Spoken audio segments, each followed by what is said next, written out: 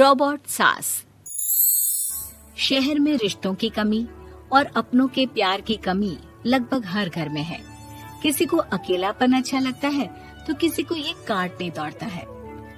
देखो राधा, तुम भले ही गांव की हो, लेकिन यहाँ शहर में सभी को साथ लाकर रखना पॉसिबल नहीं है। हाँ, लेकिन प्लीज किसी को तो बोलो हम लोगों के साथ रहें। तुम सारा दिन ऑफिस और मैं घर पर पकती रहती हूँ। अरे तो किसी सहेली को बुला लिया करो, बातें कर लिया करो। किसको बुलाऊं? कब तक बुलाऊं? तुम सासू माँ को बोलो ना आकर यहाँ रहे। ठीक है, बात करता हूँ मैं उससे। रवि ऑफिस चला जाता है और अपने दोस्त से कहता है, यार बीवी ने माँ को शहर बुलाने की जिद कर रखी है। अब सोच रहा हूँ कि ऑफिस से दूर जाकर कहीं कोई घर ले लो किराए में। अब 2 कमरे का मकान तो पास में महंगा ही पड़ेगा ना। पर यार गांव की लड़कियों को शहर शादी करके लाओ तो यही दिक्कत होती है। वो लोग समझ ही नहीं पाती कि शहर की जिंदगी कितनी मुश्किल है। सबकी अपनी अपनी परेशानी है। अब मेरी वाली को देख लो, वहाँ के ऑपरेशन के लिए 2 हफ्तों के लिए लेकर आया था। बीवी ने तो इतना हंगामा किया कि माँ को 1 हफ्ते में ही वापस भेजना पड़ गया। सोच रहा हूँ कि माँ को फोन करूँ और कहूँ कि आ जाओ। क्या पता सास की चिक चिक सुनकर वो भी माँ को गांव भेज दे। आखिर औरतें तो औरतें ही होती है ना। किसे सास के साथ रहना पसंद होगा। बात आई गई हो जाती है। राधा रवि के पीछे एक बार फिर पड़ जाती है। वो 210 वाली है ना? हाँ, क्यों, क्या हो गया उसे? उसकी सास कलाने वाली है। बड़ी खुश थी कि वो अब दिन भर बच्चे को सास के पास रखकर घुमा फिरा करेगी। लेकिन हमारी तो किस्मत ही फूटी है। हमारी सास कब आएगी कि ये सुख हम भी ले सके। देखो, मैं माँ से बात कर लेता हूँ, लेकिन माँ हमेशा के लिए कैसे आएगी? कोई और तरकीब सोचो ना। एक काम करो ना, मुझे गांव छोड़ दो, मैं चली जाती हूँ। कम से कम सास का सुख तो देख लूंगी। लेकिन ऐसा कहाँ हुआ कि कोई सास बहू एक साथ सुख से रहे। रवि तो जानता था सब, लेकिन करता क्या। पर कहते हैं ना, पति का दिमाग है, चलेगा तो सही। एक आइडिया आया है।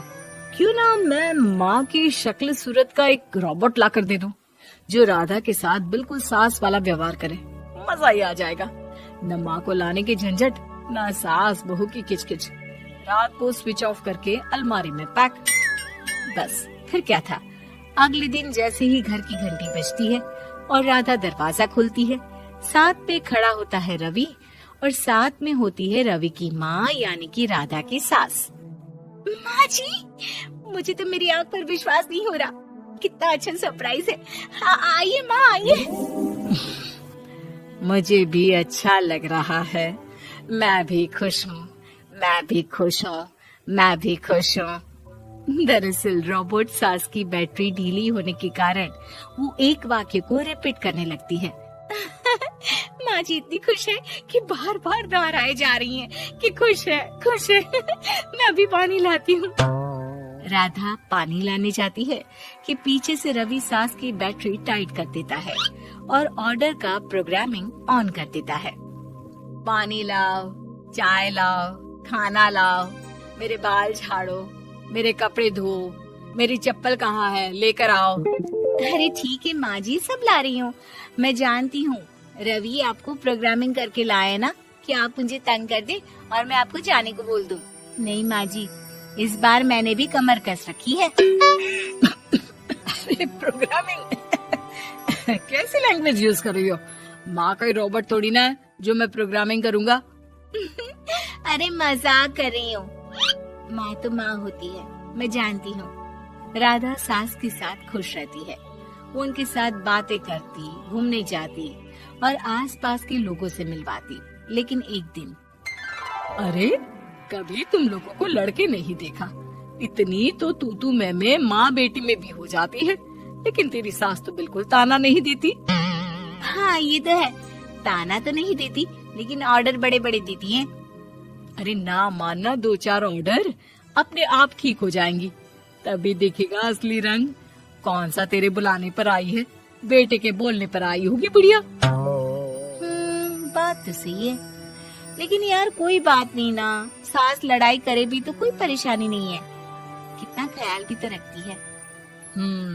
ये तो है, लेकिन तेरी सास तो बिल्कुल नहीं लड़ती। ये कैसे? खैर मुझे क्या। पड़ोसन तो चली जाती है, लेकिन राधा के मन में सब। मैं ना माँ जी के पैर दबा कर आती हूँ। अरे लेकिन वो तो मैंने अलग कर दिया है।